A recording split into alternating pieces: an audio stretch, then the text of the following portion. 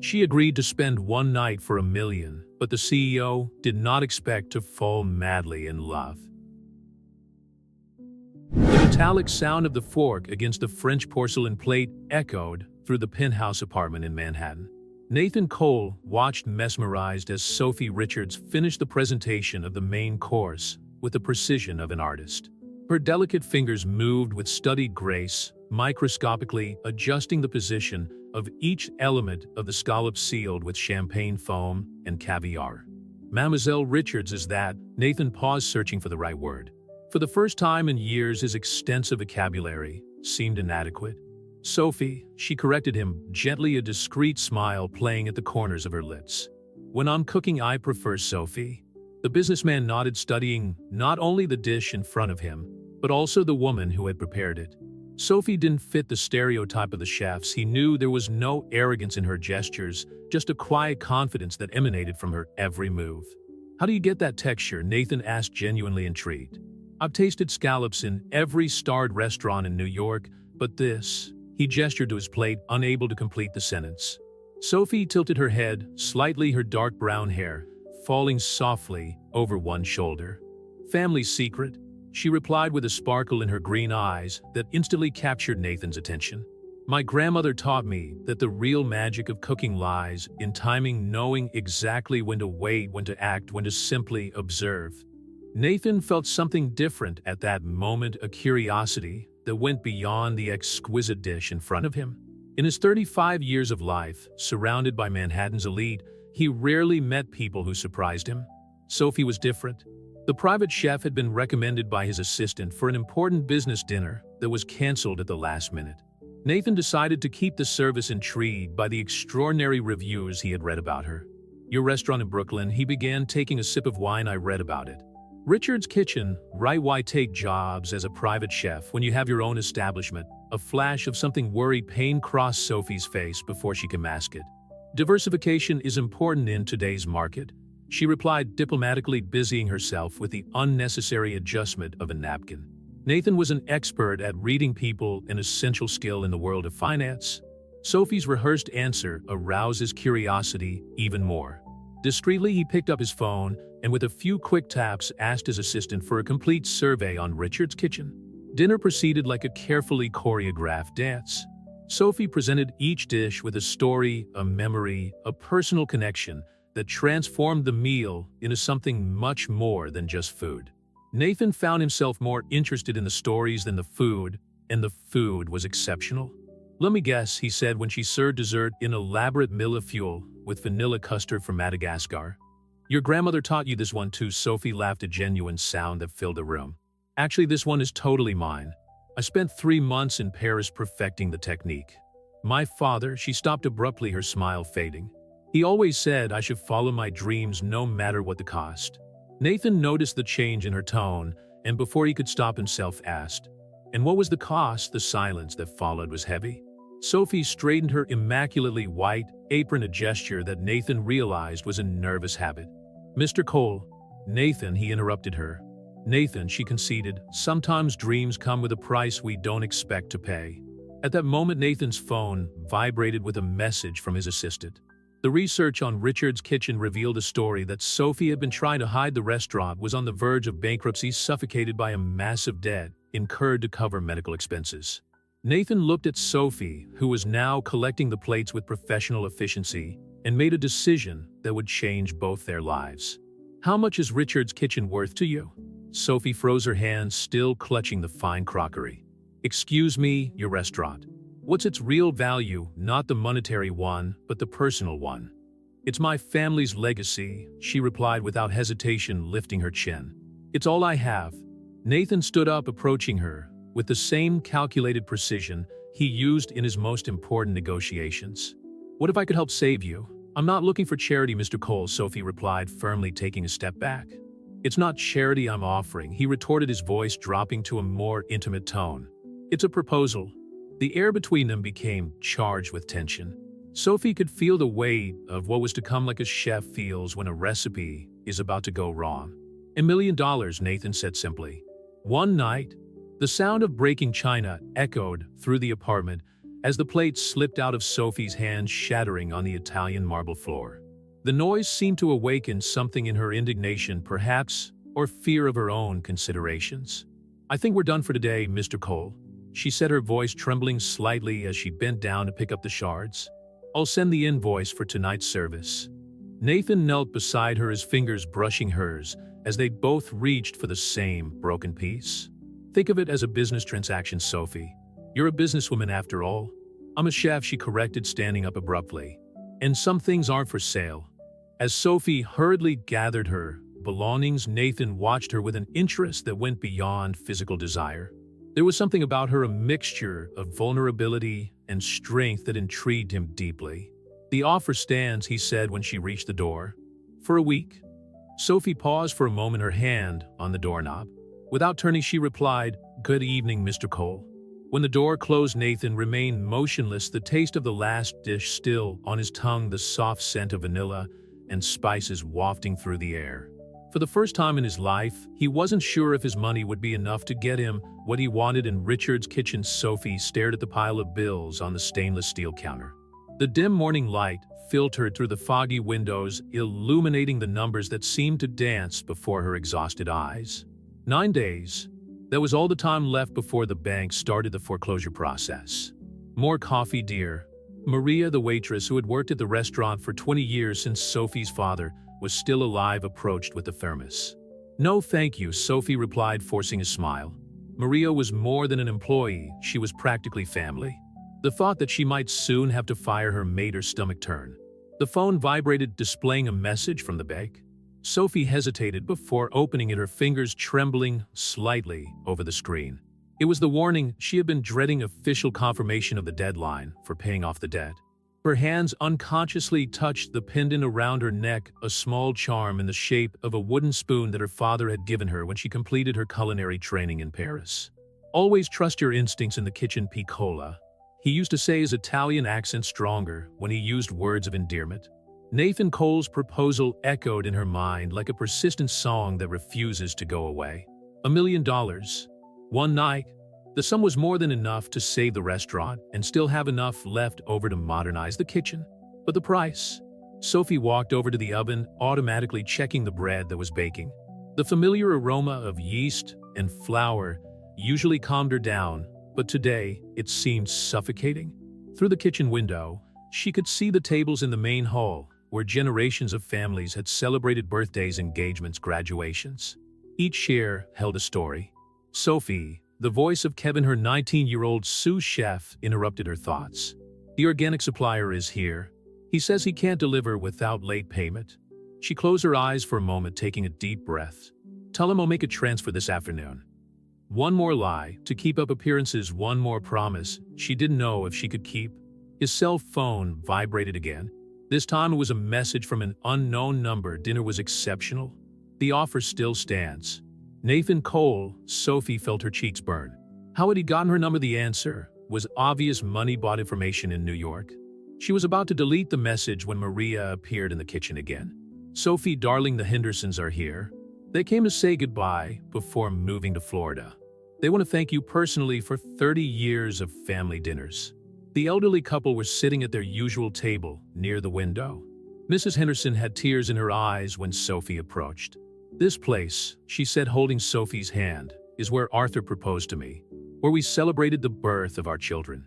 I can't imagine Brooklyn without Richard's kitchen." Sophie swallowed, fighting back her own tears. "They'll always be part of our family," she managed to say. Back in the kitchen, Sophie stared at her reflection in the polished surface of a pan. The woman staring back at her looked older, more tired than her 28 years. What would her father say if he knew the dilemma she was facing? He had fought so hard against cancer, used up all his savings, and taken out that impossible loan all so as not to let the restaurant die. With trembling fingers, Sophie reached for her phone.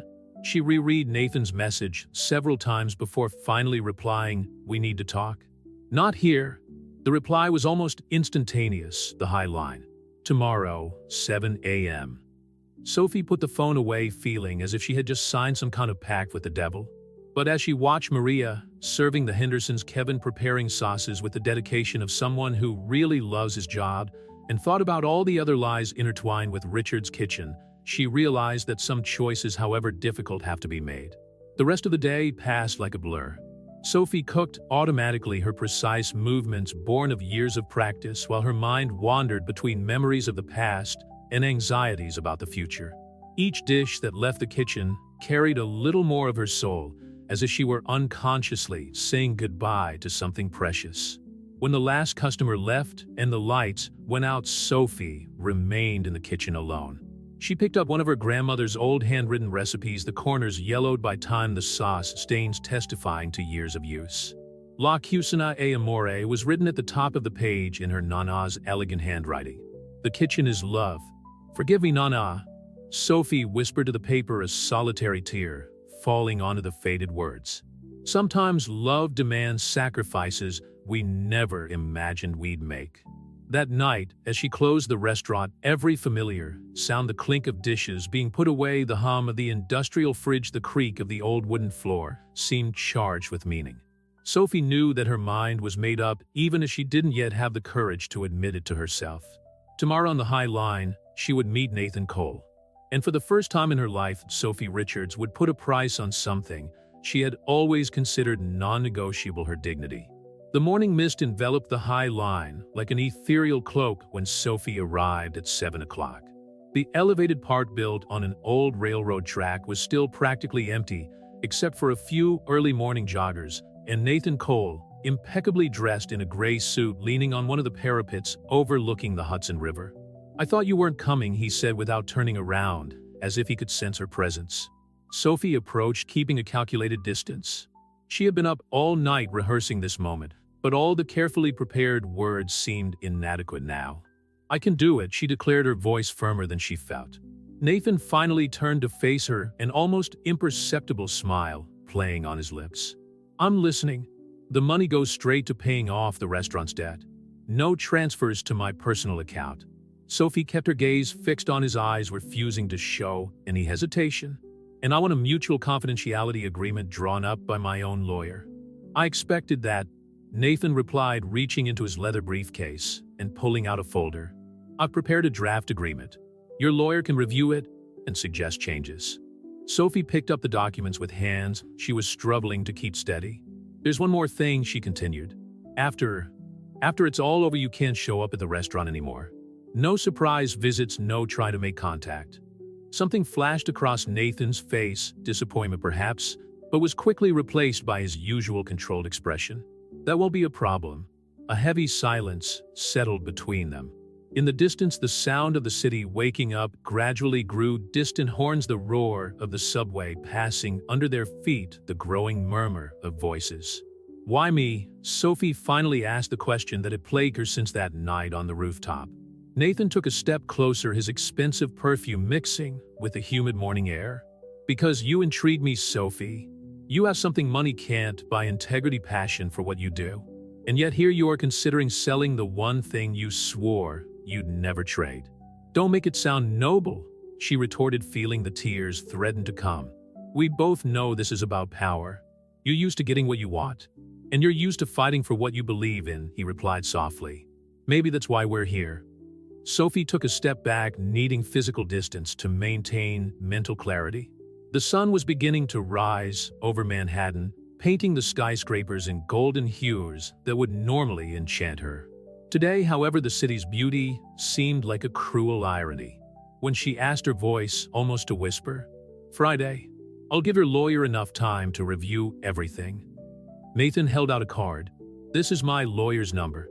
He'll take care of the transfer as soon as the documents are signed." Sophie took the card, feeling the textured paper between her fingers. It was surreal how something so mundane, a simple business card, could represent such a profound change in her life. "The restaurant opens at 6, she said, tucking the card into her handbag. "I have to go." "Sophie," Nathan called out as she turned to leave. "You don't have to do that. I can help in other ways." "No," she interrupted him firmly. "You made your offer, Mr. Cole. I've accepted it. Let's keep this what it is, a business transaction." As she walked back along the High Line, Sophie could feel Nathan's gaze on her back. Her grandmother's words echoed in her mind. "In life, as in cooking, sometimes you have to make difficult choices. The important thing is not to lose the flavor of who you are in the process." On the subway on the way to the restaurant, Sophie looked at her reflection in the darkened window. The woman staring back at her looked like a stranger, determined, but with a shadow in her eyes that hadn't been there before. In 3 days, she would become something she had never imagined, a commodity with a set price. Arriving at Richard's kitchen, Sophie immersed herself in the familiar routine of opening, checking deliveries, preparing mise en place, giving instructions to the team. Every gesture was a reminder of what was at stake, every familiar face a justification for her decision. "Is everything all right, chef?" Kevin asked when she dropped a pan for the 3rd time that morning. Sophie forced a smile. "Just a bad night's sleep," she replied, wondering how many more lies she had to tell before it was all over. On her desk, the contract awaited her perusal, the words confidentiality agreement and financial compensation jumping off the page like accusations. Sophie put it away in the drawer, unable to face it now. She had a restaurant to run, dishes to prepare, a facade of normality to maintain. But as she worked, one question persisted in her mind. When it was all over, would she still be able to recognize herself in the mirror? Lawyer Marcus Bennett's office on the 20th floor of a building in Manhattan seemed as cold as the gaze he cast at the documents on his desk. Sophie watched as he meticulously read each page of the contract, making occasional notes with his Mont Blanc pen. "Miss Richards," he began, removing his reading glasses, "as your lawyer, I must warn you of the legal and personal implications of this agreement." Sophie straightened up in the leather chair, her hands clenching the strap of her handbag. "I fully understand what I'm doing, Mr. Bennett. Do you?" He leaned forward. "Because once signed, this document, although technically legal, could have serious repercussions on your personal and professional life if it were to be made public. That's why I need it to be absolutely unbreakable," Sophie replied, her voice firm despite the trembling in her hands. "Secrecy is non-negotiable." Marcus sighed, flipping through the pages again. Mr. Cole was thorough in his specifications. "The bank transfer will be made directly to the creditor's account as requested. The confidentiality agreement is bilateral and provides for severe penalties for any breach." Sophie nodded mechanically, her thoughts wandering to the pile of bills on her table in the restaurant. 3 days had passed since the meeting on the High Line, and each hour seemed to drag on like an eternity. "There's something else I need to mention," Marcus continued, his tone softer. "As your lawyer, I can suggest alternatives. There are refinancing programs, partnership possibilities." "No," Sophie interrupted him. "I've already explored all the options. This," she gestured to the documents, "is my only way out." The phone on Marcus's desk rang, and the name Nathan Cole flashed on the ID. Sophie felt her stomach turn. "Mr. Cole," Marcus answered, putting the phone on speaker. "I'm here with Ms. Richards, going over the documents." "Excellent." Nathan's voice sounded as controlled as ever. "Any objections to the terms?" Sophie closed her eyes for a moment, remembering Mrs. Henderson's smile, Maria's calloused hands, Kevin's enthusiasm in the kitchen. "No," she replied before Marcus could speak. "The terms are acceptable." There was a pause on the other end of the line. "Very well." Marcus arranged everything for tomorrow night. When the call ended, Sophie felt as if all the air had been sucked out of the room. Marcus watched her with a mixture of concern and resignation. "I can have the final documents ready in an hour," he said. "Are you sure you want to proceed?" Sophie stood up, smoothing out the non-existent creases in her skirt. "An hour is fine. I have a restaurant to run." In the elevator coming down from the 20th floor, Sophie stared at her reflection in the mirror doors. She remembered her first cooking lesson at the age of 12 when she had burned a simple bechamel sauce. Her father, instead of fighting, turned the disaster into a lesson in perseverance. "In cooking as in life," he said, "our mistakes teach us as much as our successes." Back at Richard's kitchen, Sophie plunged into work as if it were her lifeline. She prepared sauces, checked stocks, trained new waiters, anything to keep her mind occupied. Chef Kevin called out in the middle of the afternoon that Tom's critic is here again. Sophie peered through the kitchen window and saw the man who could make or break a restaurant's reputation with a few well-chosen words. In other circumstances, she would have been nervous about his presence. Today it seemed almost irrelevant. The evening service flowed as usual, but Sophie's every move seemed charged with new meaning. Every dish that came out of the kitchen was prepared with an almost painful intensity, as if she was trying to prove something to herself. At 11 p.m., when the last customer left, Sophie remained in the kitchen cleaning equipment that was already spotless. Her phone vibrated with a message from Marcus. The documents were ready for signature.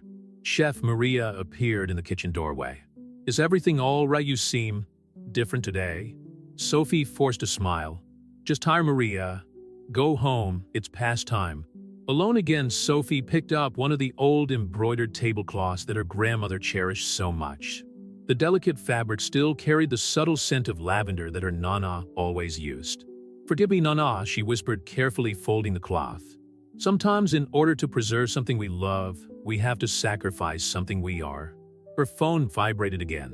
It was Nathan Carr at 8 p.m. tomorrow. Address will be sent an hour before. Sophie didn't answer. Instead, she started making a detailed list of instructions for Kevin: recipes, suppliers, regular customers' preferences. Because no matter what happened tomorrow night, Richard's Kitchen needed to keep running. It was more than a restaurant, it was a legacy, a family, a story that deserved to continue to be told. And if the price of that continuity was your own story, well, some choices have no turning back. The sun was setting over Brooklyn when Sophie closed the back door of Richard's Kitchen earlier than usual.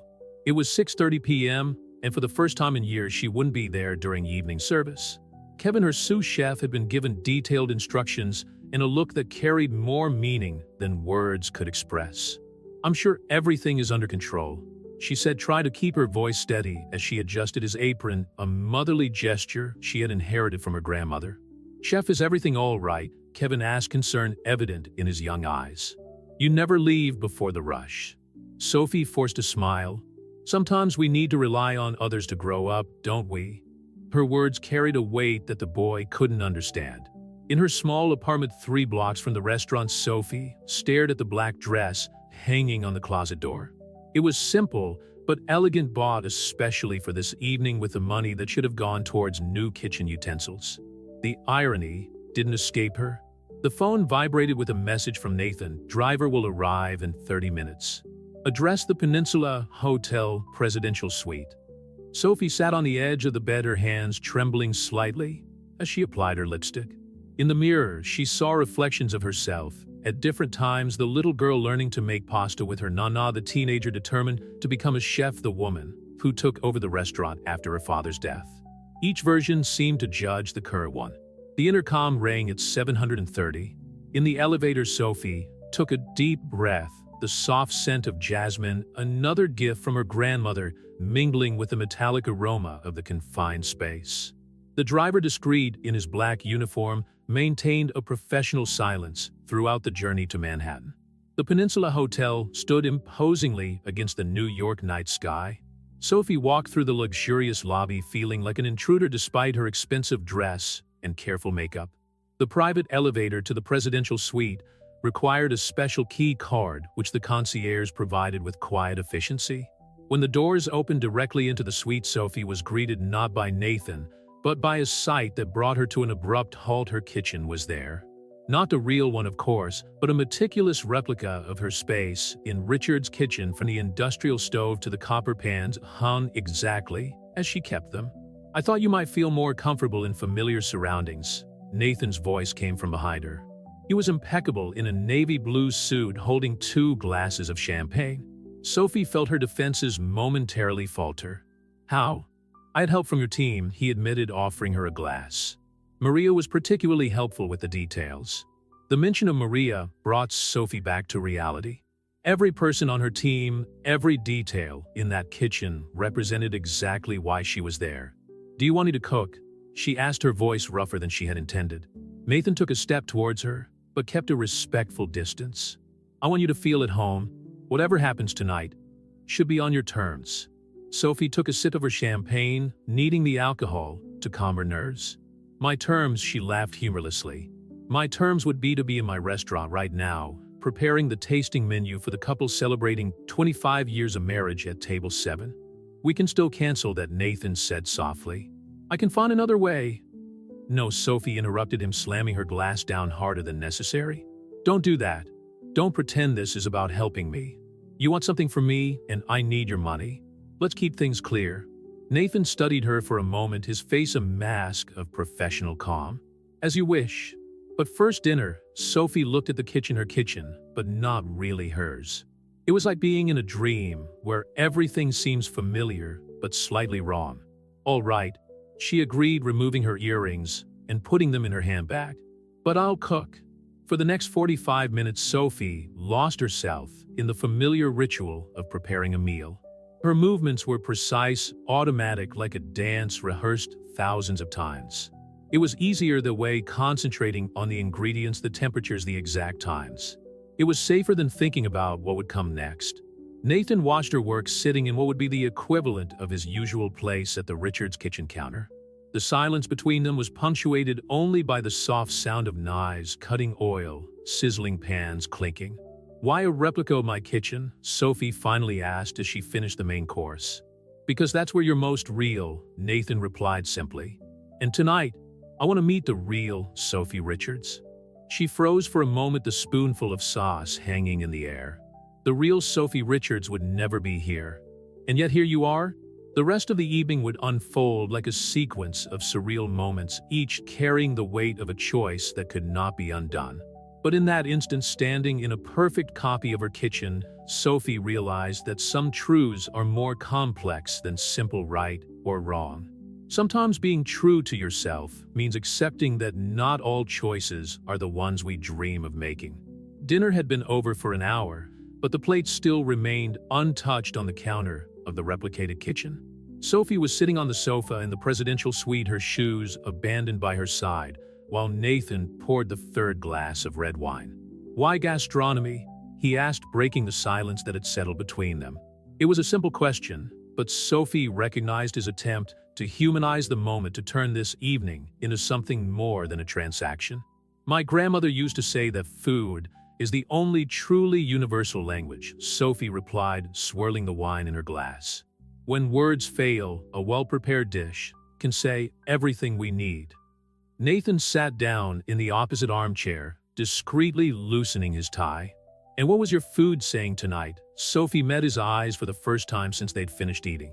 "Fear, regret, maybe a little anger. At the situation or at me? At myself mostly," she admitted, surprising herself with her honesty.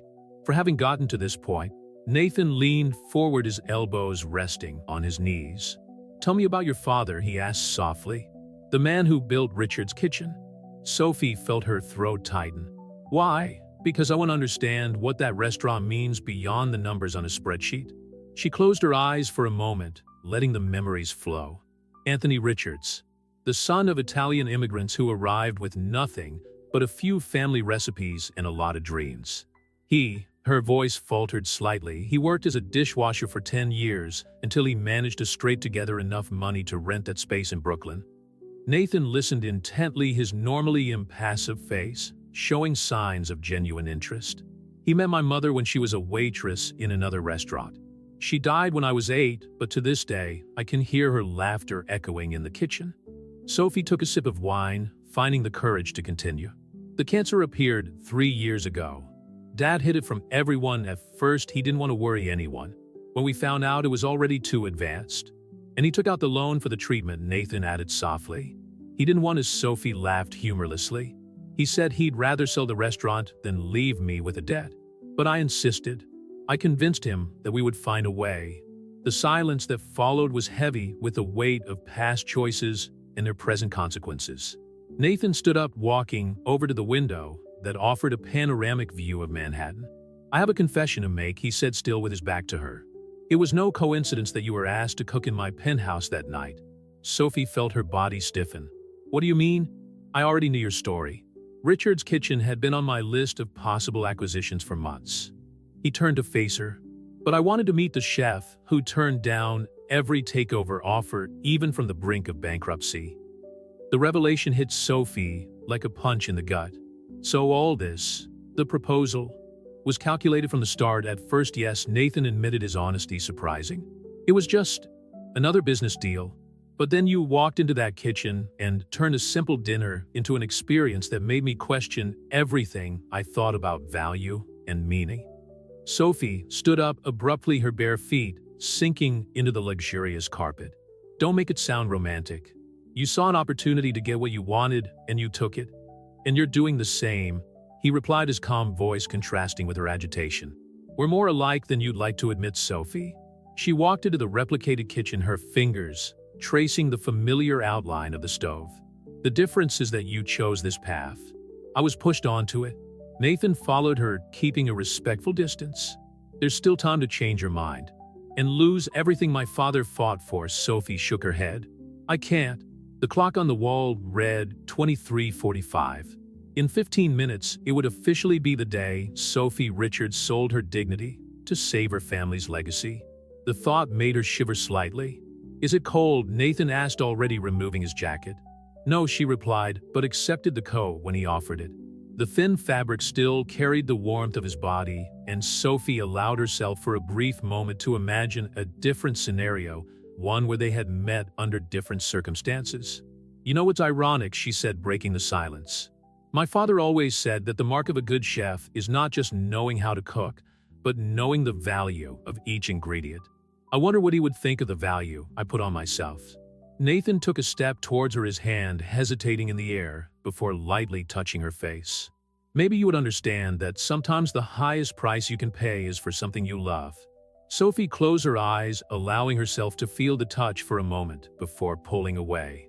It's midnight, she said, glancing at the clock. I think it's time we honored our agreement. The weight of those words hung between them like an invisible curtain, separating the moment of truth they had shared from the reality that awaited them.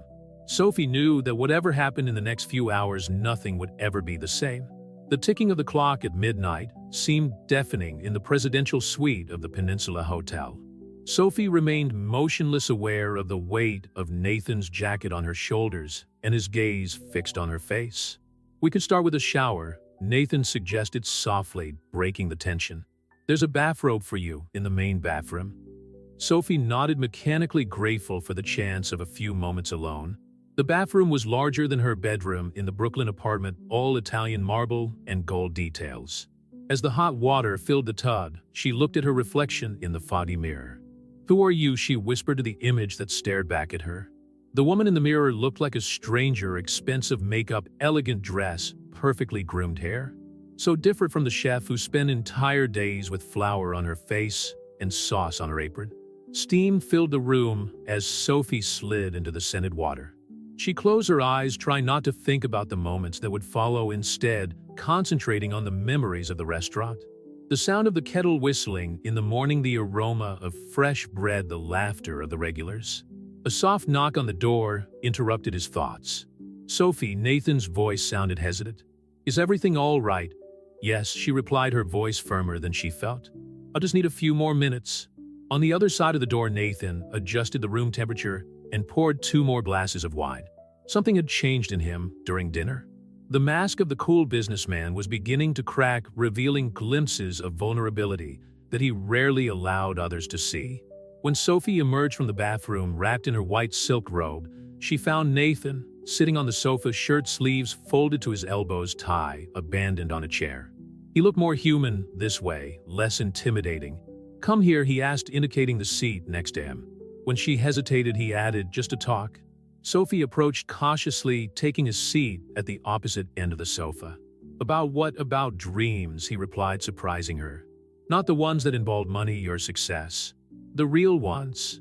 Why? Because I want to meet the woman who would rather sacrifice everything than see her dream die. Sophie took a sip of wine, allowing the alcohol to soften her defenses. When I was 16, my father took me to see the kitchen at Le Bernardin. It was my birthday, and he had saved months for that dinner. Nathan listened intently, his eyes fixed on her with an intensity that made his heart race.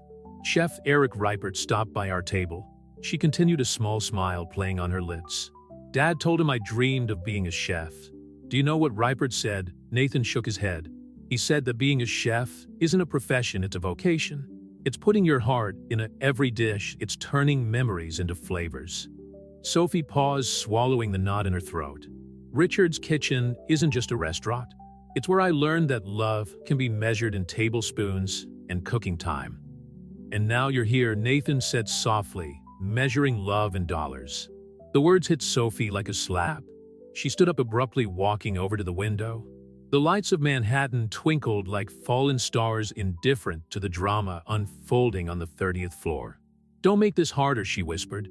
Nathan approached, stopping a few steps away from her. "What if I said I didn't want to do it anymore?" Sophie turned around confused. "What, the deal? The night? All of it?" He ran a hand through his hair, a surprisingly vulnerable gesture. "Listening to you talk about your father, about the restaurant, I realized I was wrong. Wrong about what? About thinking I could buy something genuine?" Nathan took a step towards her. "You turn food into art because you love what you do. I turn everything into transactions because it's the only language I've learned to speak." Sophie felt tears begin to form in her eyes. "Don't do this. Don't give me hope if it's not real." "It is real," he insisted, his hand finding her face. "More real than any contract or agreement I've ever made." His touch was gentle, almost reverent. Sophie closed her eyes, allowing herself for the first time that night to feel something other than fear and guilt. "What are you suggesting?" she asked, her voice barely above a whisper. "A partnership. Legitimate, transparent. I invest in Richard's Kitchen. You retain full creative control. No personal conditions, no arranged evenings." Sophie opened her eyes, meeting his gaze. "Why?" "Because some things are too precious to have a price." Nathan dropped his hand, taking a step back. "It's your decision, Sophie. It always has been." The silence that followed was filled with the weight of unrealized possibilities and paths not taken. Sophie looked at the robe she was wearing at the luxurious suite, at the man who had planned to buy her, but was now offering something much more valuable choice. Sophie stared at the documents on the meeting table in Marcus Bennett's office the next morning. The partnership agreement Nathan was proposing was surprisingly generous, a 40% stake in Richard's Kitchen in exchange for full payment of the debt plus a fund for renovations and expansion. "Is he serious?" she asked Marcus, who was going over the clauses with meticulous attention. "Having known Nathan Cole for 15 years, I can tell you that I've never seen him propose anything like this," Marcus replied, removing his glasses. "Normally, he seeks majority control of his investments." Sophie leaned back in her chair, mentally going over the events of the previous evening. After Nathan's unexpected proposal, they had spent hours talking about food, family, long-buried dreams. He revealed his secret passion for culinary photography, showing her an impressive portfolio on his tablet. "What about the other deal?" she asked, her voice dropping instinctively. Marcus reached for a red folder. "It will be destroyed. No official record has been made. It's as if it never existed." A weight that Sophie hadn't even realized she was carrying seemed to dissipate from her shoulders. However, a new anxiety took its place. "How am I going to explain this to my team, to the clients?" Nathan suggested presenting it as an investor who fell in love with the restaurant's vision, Marcus explained. "Technically, it's not a lie." Sophie felt her cheeks blush slightly. The phone on the table rang, and Nathan's name appeared on the receiver. "Good morning," his voice sounded through the speakerphone. "I take it Marcus has already shown you the proposal." "Yes," Sophie replied, trying to keep her voice steady. "Yeah, Generals." "It's fair," Nathan corrected. "Richard's Kitchen has the potential to be much more than a family restaurant in Brooklyn. Your vision of turning it into a training center for young chefs is brilliant." Sophie blinked in surprise. "You remember that?" "I remember every word you said last night, Sophie." There was a significant pause.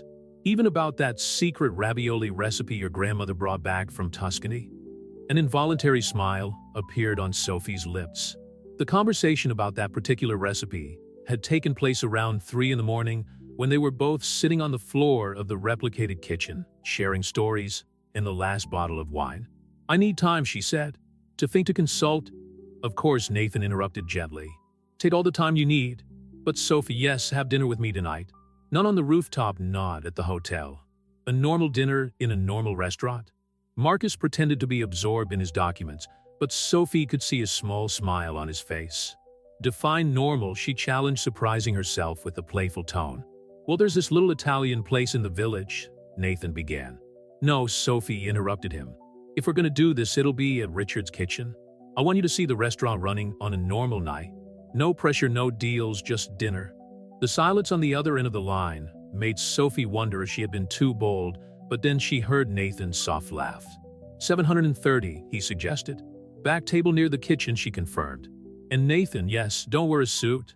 After ending the call, Sophie found Marcus watching her with an expression that mixed amusement and paternal concern. "You know this'll change everything, don't you?" he asked gently. Sophie nodded, getting up and gathering her belongings. Richard's Kitchen has always been about transformation, turning ingredients into memories, strangers into family. Maybe it's time to let it transform me too. On the way back to the restaurant, Sophie stopped in front of an antique store window. Among the objects on display was an old Italian coffee grinder identical to the one her grandmother used. Through the reflection in the glass, she saw not only her face, but glimpses of the future that was beginning to unfold, a future that for the first time in a long time seemed full of possibilities. Kevin welcomed her into the kitchen with news of a new truffle supplier and a list of bookings for the weekend. Sophie watched him work, noticing how he had grown over the last few months, how his confidence was increasing every day. "Kevin," she called out, stopping him in the middle of preparing a sauce. "What do you think about giving lessons?" "Classes?" he asked, confused. "For young chefs, here after hours." Sophie began to outline the idea she had shared with Nathan the night before. "We could start with basic techniques, then expand to chef." Kevin interrupted her, a smile lighting up his face. "That would be amazing, but can we afford it?" Sophie smiled, thinking of the documents in her bag. "I think we're about to enter a new phase of Richard's Kitchen." As the team began preparations for the evening service, Sophie allowed herself a moment's reflection in her small office. On the wall, the photo of her father smiled at her, and for the first time since his death, Sophie felt not only nostalgia, but also hope. Richard's Kitchen was unusually busy for a Thursday evening. Sophie supervised the kitchen with her usual precision, but her mind occasionally wandered to the table at the back, where Nathan Cole, wearing jeans and a casual blue shirt, was observing the workings of the restaurant with genuine interest. "Chef, table 4 needs special attention," Maria whispered, passing Sophie with a balanced tray. "It's the Tom's critic again." Sophie nodded, but her eyes kept returning to Nathan. It was disconcerting to see him like this, so different from the intimidating businessman she had first met. He was chatting animatedly with an elderly couple at the next table, and Sophie could have sworn she heard him laughing, a sound she had never imagined he was capable of producing in public. "The risotto is ready for table 7, Kevin announced, presenting the dish for her approval. Sophie scrutinized the creaminess, the texture of the wild mushrooms, the subtle aroma of truffles. "Perfect," she praised, watching the young chef's chest inflate with pride. "Kevin, would you mind preparing something special for table 12? Kevin looked in the direction indicated, recognizing Nathan. "Of course, chef. Any preferences?" Sophie smiled, remembering their conversation the night before. "How about that veal ravioli with sage sauce we were developing? But we haven't put it on the menu yet," Kevin protested softly. "Sometimes we need to risk something new," Sophie replied, surprising herself with the double meaning of her words. The evening went on at a steady pace, the kitchen working like a well-rehearsed orchestra. Sophie alternated between supervising the dishes, chatting with regular customers, and casting discreet glances at Nathan, who seemed completely at ease in his surroundings.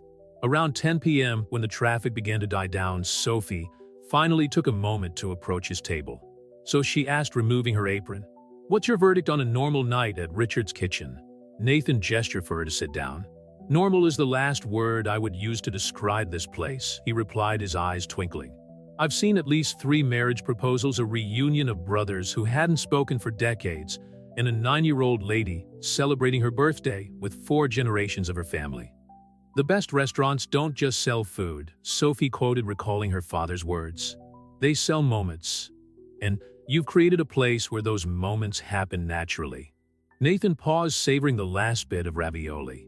"This dish, for example, it's not on the menu, but somehow you knew exactly what I'd like." Sophie blushed slightly. "A chefisantissimo?" "No," he disagreed softly.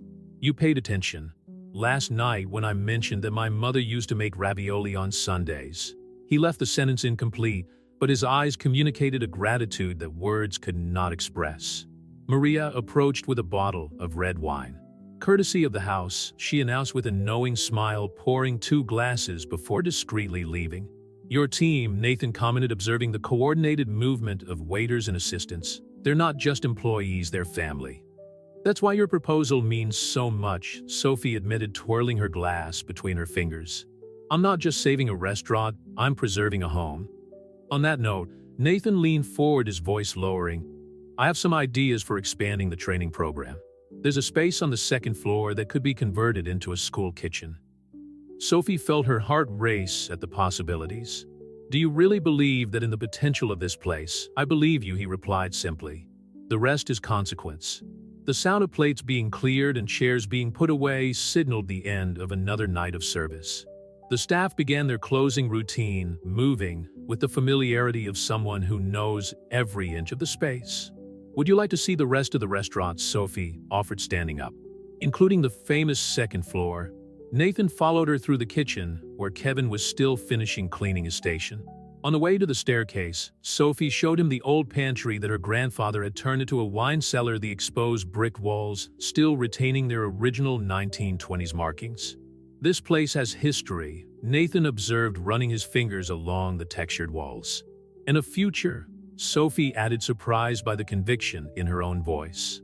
If you're still willing to be a part of it. Nathan stopped in the middle of the stairs, turning to face her. In the confined space, Sophie could feel the warmth emanating from him, noticed the small details in his eyes that she hadn't noticed before. Only if you promise me something, he said seriously. What, that you'll teach me how to make that ravioli properly? My version always turns out too thick. Sophie's laughter echoed down the empty staircase, genuine and free of all the tension of the last few days. It was a sound of liberation, of possibilities, of new beginnings. And as they continued their exploration of the old building, discussing renovations and future dreams, Sophie realized that sometimes the best recipes in life are the ones we don't follow to the letter, but improvise with our hearts. News of the partnership between Richard's Kitchen and Nathan Cole spread quickly through the neighborhood, like the aroma of fresh bread on a Sunday morning. Sophie watched with a mixture of anxiety and hope as a small team of architects took measurements on the second floor of the restaurant. And here we could knock down this wall, explained Rebecca Martinez, the lead architect, gesturing animatedly. Create a large space for practical classes with individual workstations for each student. Sophie nodded, visualizing the transformed space. Nathan stood next to her, making notes on his iPad with the same intensity he usually reserved for financial negotiations. What do you think? He asked, quietly leaning towards her. We can keep the original elements of the building, the exposed bricks, the wooden beams. It's perfect, Sophie replied, surprised by the emotion in her own voice. Dad always wanted to expand to the second floor, but he never had the resources. The last 10 days since the night of the dinner had been a roller coaster of emotions and changes. The restaurant's dad was paid off, the partnership documents signed, and a new energy hung over Richard's Kitchen. But it was the change in the dynamic between Sophie and Nathan that most caught the team's attention. Chef Kevin interrupted, climbing the stairs 2 steps at a time. Sorry to interrupt, but the organic supplier is here with those special herbs you asked for. Go on, Nathan encouraged with a small smile. I'll finish here with Rebecca. Sophie went downstairs to the kitchen where Maria was organizing the preparations for lunch. The veteran waitress gave her a knowing look. So Maria began, pretending to adjust the already perfectly aligned cutlery. Mr. Cole has been dropping by a lot lately. Sophie concentrated on examining a bundle of fresh basil, trying to ignore the heat rising in her neck. He's our partner now, Maria. It's only natural that he's involved in the changes. Maria murmured, unconvinced. And I suppose it's just a coincidence that he always shows up around the time of your lunch break. Before Sophie could answer, Nathan came downstairs, putting the iPad away. Everything's ready upstairs. Rebecca will send the preliminary designs by Friday. He paused, watching Sophie work with the herds. Lunch, Maria smiled, discreetly retreating to the lounge. I have to prepare the mise en place for dinner, Sophie protested weakly. Kevin could take care of that, Nathan argued, approaching the counter. Besides, I need your opinion on a place. Sophie raised an eyebrow. What place? A small cafe in Red Hook. They have an interesting social program offering training for at-risk youth. Nathan spoke casually, but Sophie noticed the sparkle in his eyes. I thought we could get inspiration for our own program. The use of "our" didn't go unnoticed by Sophie. It was surprising how Nathan in such a short time had become genuinely invested in the restaurant's future, not just financially, but emotionally. All right, she agreed, removing her apron. But I'll drive. The cafe in Red Hook was exactly the kind of place Sophie would have loved to have discovered on her own, small, authentic, with a vibrant energy that came from both the young apprentices and the regular customers. "How did you find this place?" she asked as she watched a teenager carefully prepare a cappuccino. "Research," Nathan replied, but something in his tone made Sophie take a closer look. "Nathan, okay," he relented with a smile. "Maybe I've spent the last few days researching programs similar to the one you want to implement. I visited a few places, talked to coordinators." Sophie felt something warm expand in her chest. "You didn't have to do that." "I wanted to," he replied, simply, his eyes meeting hers across the table. "Sophie, there's something I need to tell you." The serious tone in his voice made her heart race. "What? Remember when I said I already knew your story before that night at dinner?" He waited for her to nod before continuing. "That wasn't completely honest. I knew about Richard's Kitchen long before I thought about buying it." Sophie frowned, confused. "What do you mean?" Nathan took a deep breath. 3 years ago, after a particularly bad day at the market, I happened to walk into your restaurant. I sat in the back and ordered the special of the day. It was an ossobuco that," he paused, searching for the right words. "It was the first time in years that I felt at home. Why didn't you ever say anything?" "Because I came back several times after that, always discreetly. I saw you take over the kitchen when your father fell ill. I saw how you kept everything running even in the most difficult times."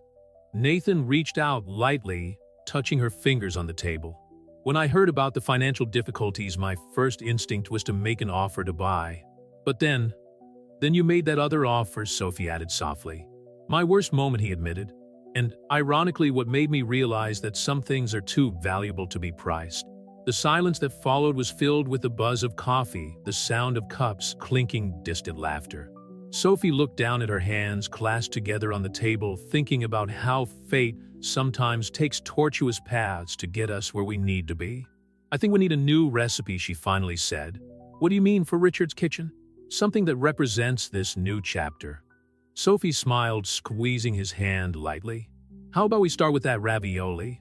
The aroma of fresh basil and golden garlic filled Richard's Kitchen on a Thursday afternoon. Sophie and Nathan stood side by side at the marble counter, sleeves rolled up, flowers scattered over the work surface as they prepared the ravioli dough. "No, not like this," Sophie corrected, gently covering Nathan's hands with her own to demonstrate the correct pressure. "You have to feel the dough, not force it." The casual touch sent an electric current through both of them, but neither pulled away. In recent weeks, moments like this had become more frequent, small gestures, long looks, touches that seemed accidental but carried deeper meanings. "How do you know when you're in the right place?" Nathan asked, his voice softer than usual. "It's like in the financial market," Sophie replied with a teasing smile.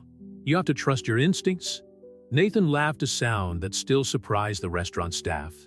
The feared Wall Street entrepreneur had become a constant and increasingly relaxed presence in Richard's Kitchen. "Chef," Kevin interrupted hesitantly, holding up an envelope. The application forms for the training program arrived from the print shop. Sophie wiped her hands on her apron and took one of the forms, her eyes sparkling as she saw the new Richard's Kitchen Culinary Academy logo at the top. Nathan watched her reaction with barely concealed satisfaction. It had been his suggestion to hire a designer to create the program's visual identity. 20 places in the first semester, Sophie murmured, running her fingers over the paper. "It seems so real now." "Because it is real," Nathan replied, abandoning the dough to approach her. "The renovations start next week. The equipment has already been ordered." "And you sure about the sponsorships?" Sophie asked for the 10th time that week. 3 five-star restaurants have already confirmed that they will offer internships to the best students," Nathan assured her, "including Lo Bernardine." Sophie almost dropped the forms. "How did you manage that?" Nathan smiled mysteriously. "Let's just say that Eric Riper was intrigued when I mentioned a certain chef he met years ago on a special anniversary evening." Tears threatened to form in Sophie's eyes, but she held them back. Instead, she turned her attention to the ravioli dough, channeling her emotion into the handiwork.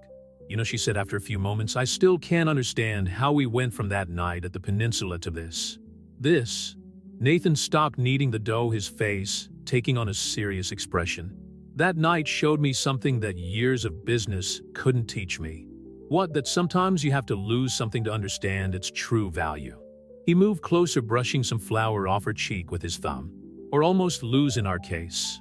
The moment was interrupted by the sound of the back door opening. Maria entered carrying cases of wine, followed by a delivery man with more supplies. "Sorry to interrupt the moment," she said with a knowing smile, "but we need to organize everything for tomorrow's charity event." The event, a tasting to raise funds for the scholarship program, had been Nathan's idea. Sophie initially hesitated, worried about the exposure, but he convinced her that it was a perfect opportunity to introduce the new Richard's Kitchen to the community. Speaking of which, Nathan commented as he helped unload the boxes, "I've confirmed a few more important guests. The mayor has confirmed his attendance, as have some food magazine editors." Sophie felt her stomach turn. "Nathan, you said it would be something small." "It will be," he assured her quickly. "Only people who can make a real difference to the program. Trust me." The question carried more weight than it appeared. Sophie studied his face for a moment, remembering how they got there, the sleepless nights, worrying about debts, the shocking proposal, the unexpected transformation of a business deal into something much deeper. "I trust," she finally answered, surprising herself with the certainty in her voice. Nathan's smile lit up his face in a way that made Sophie's heart skip a beat. He leaned in as if to kiss her, but stopped inches away when they heard footsteps approaching. "I think we need to finish this ravioli lesson another day," he muttered reluctantly, moving away. Sophie nodded, trying to control her breathing. "Tomorrow after the event, it's a date," Nathan replied with a smile before quickly correcting himself. "I'm in a class." "Definitely a class." Maria, who had discreetly witnessed the scene, shook her head with a smile as she organized the wine bottles. Some recipes she thought needed time to reach perfection, and what was developing between Sophie and Nathan was definitely one of them. The main hall of Richard's Kitchen glowed under the soft light of dozens of strategically placed candles. Sophie watched from the kitchen as the final preparations for the charity event were finalized, her heart pounding with a mixture of anxiety and excitement. All set at the canopy station, Kevin announced, adjusting his new uniform, Nathan's gift to the whole team, especially for this evening. "The veal mini ravioli are perfect, chef." Sophie smiled, remembering the previous afternoon with Nathan. "Great. What about the other stations?" "Maria is coordinating the waiters for the wine service, and the student volunteers have already arrived to help," he replied before hesitating for a moment. "Chef, there's someone here who wants to see you." Before Sophie could ask who, it was a familiar voice made her freeze. Piccola, she turned slowly to find Isabella Richards, her paternal grandmother, standing in the kitchen doorway. The 70-something lady who had moved back to Italy after the death of her son looked exactly as Sophie remembered, gray hair, elegantly arranged, piercing green eyes identical to her own. "Nonna," Sophie whispered, hardly believing it. "How? Your Giovanni Uomo called me," Isabella replied with a knowing smile. "He said tonight was too important for me to miss."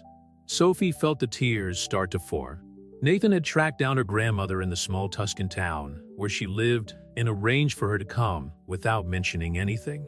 Before she could fully process the surprise, Nathan appeared in the kitchen doorway, looking pleased with himself.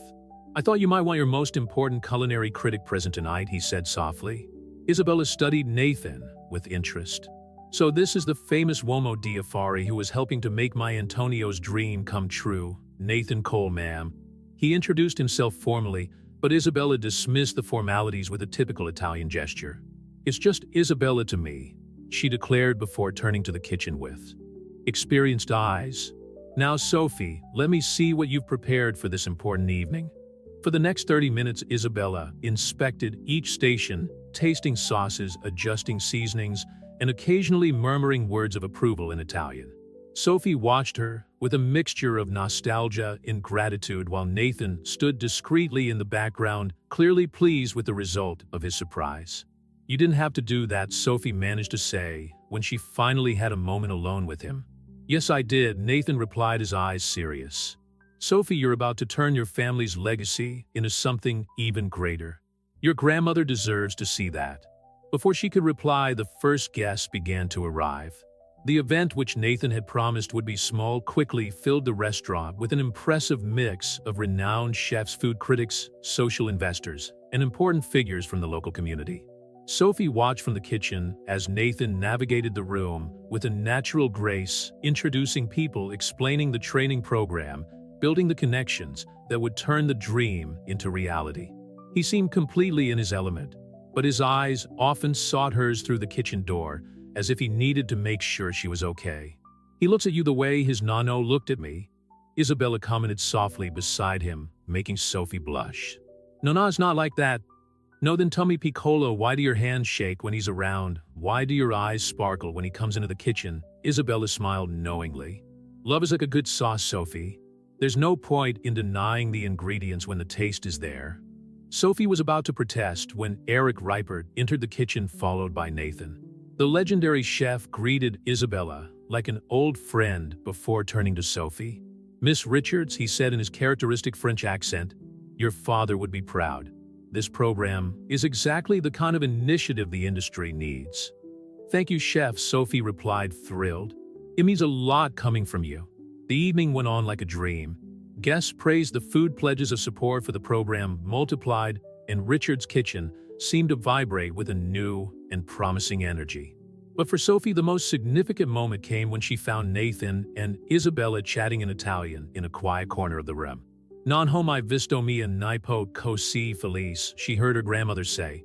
"I'd never seen my granddaughter so happy." "Voglio solo vederla sorridere così ogni giorno," Nathan replied in surprisingly good Italian. "I just want to see her smile like that every day." Sophie felt her heart leap.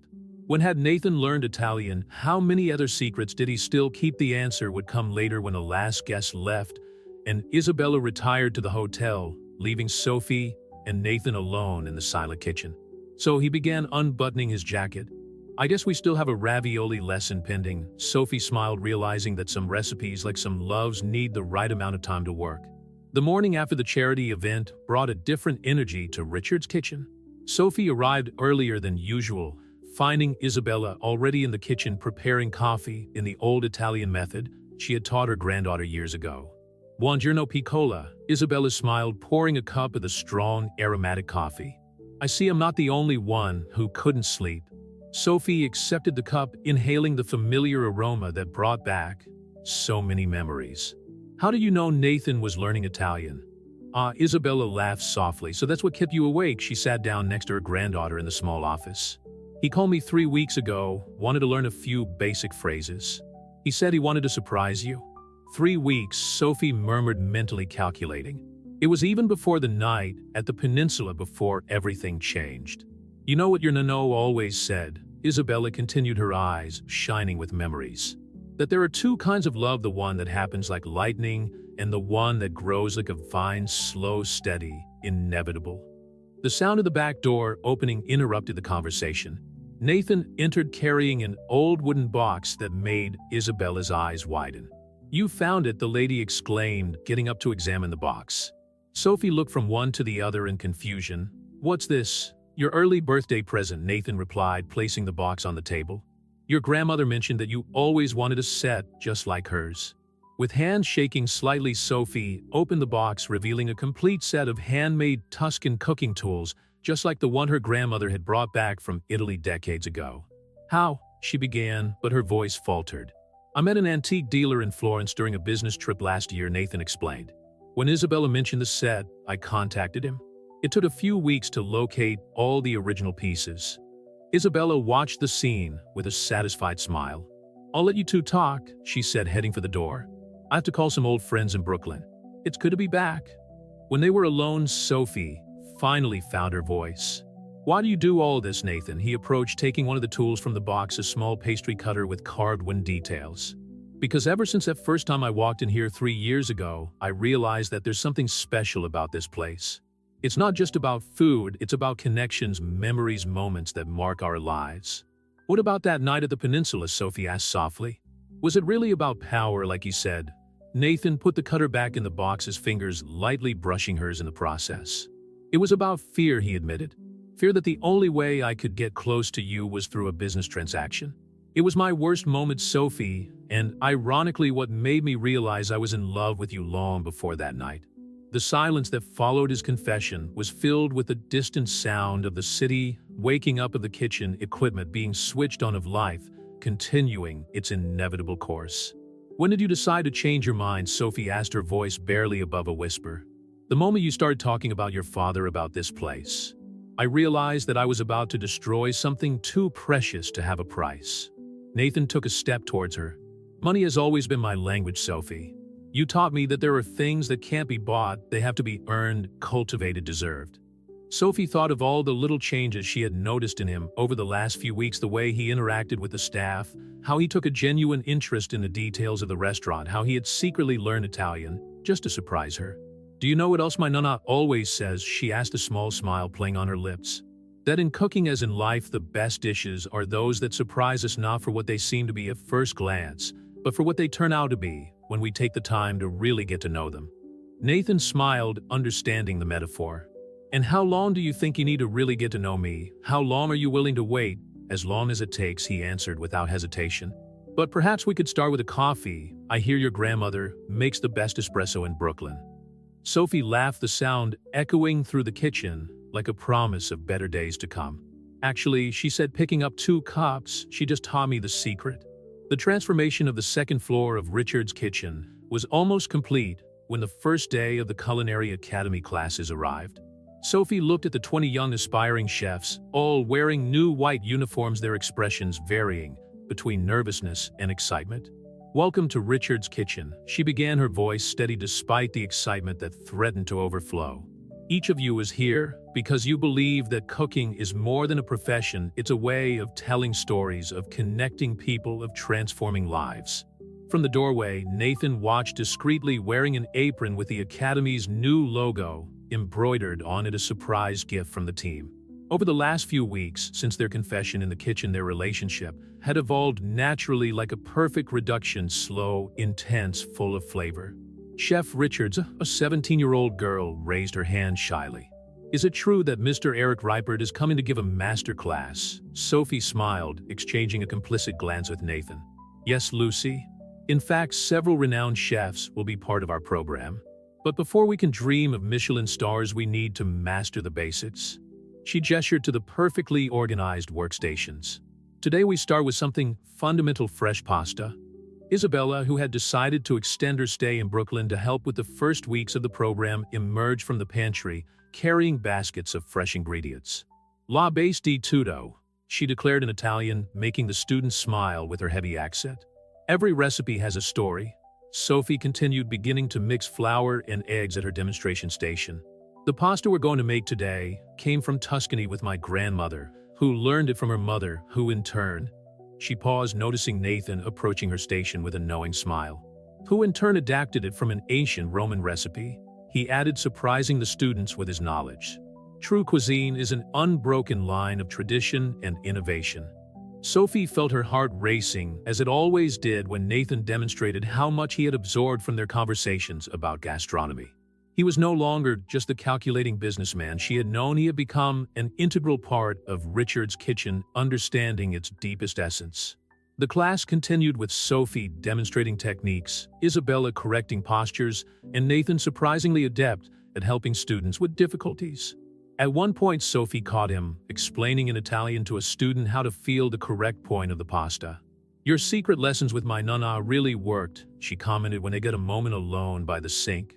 I have a great motivation to learn, he replied, his eyes sparkling with something more than amusement. Sophie, there's something I need to tell you. But before he could continue, a small commotion broke out at one of the stations. A pot of boiling water had tipped over, causing confusion. Nathan and Sophie rushed to help, working in perfect sync to control the situation. Look at that, Isabella commented to no one in particular, watching the couple, how they danced together in the kitchen without even realizing it. When the lesson was over and the students left proudly carrying their first productions of fresh pasta, Sophie finally allowed the excitement of the day to fully hit her. Sitting in the office, she now shared with Nathan. She leafed through the students' files, each with a unique story, a dream to pursue. Wondering how your father would react to all this, Nathan asked softly, entering the office with 2 glasses of wine. Actually, Sophie replied, accepting the glass. I was thinking about how you've changed everything, and not just the restaurant. Nathan sat on the edge of the table, his knee lightly brushing hers. You've changed me too, Sophie. More than you know. Have you? She teased, trying to keep her tone light despite her racing heart. Try it. In response, Nathan placed his cup on the table and pulled something out of his pocket, a small antique key. Do you recognize this? Sophie took the key, frowning in confusion. It looks like the cellar key from the restaurant, but it's the original, he confirmed. I found it in an antique shop in Little Italy. Apparently your grandfather sold it during the 1962 renovation to buy new equipment. Tears began to form in Sophie's eyes. How did you find out about it? I researched the history of Richard's kitchen, every detail, every significant moment. Because I realized that I don't just want to be a partner or, he hesitated briefly, a boyfriend. I want to be part of the history of this place, its history. Sophie looked from the key to Nathan, finally understanding the depth of what he was saying. And what story do you want to write? One that begins with an arrogant businessman learning that the most valuable things in life can't be bought, he replied, leaning closer. And it continues with him discovering that sometimes fate serves us exactly what we need, even if we don't know how to recognize it at first. The kiss that followed was like the best of recipes, perfectly seasoned at exactly the right time with all the right ingredients. When they parted, the distant sound of the kitchen, preparing the evening service, created a familiar and comforting soundtrack. You know, Sophie said with a smile, we still have that ravioli lesson pending. Actually, Nathan replied, his eyes shining with secrets not yet revealed. I thought we could try something new. How about we start our own recipe? And there in the small office of Richard's kitchen, surrounded by sheets of dreaming students and the lingering scent of fresh pasta, Sophie realized that some stories don't need an ending, just a new beginning.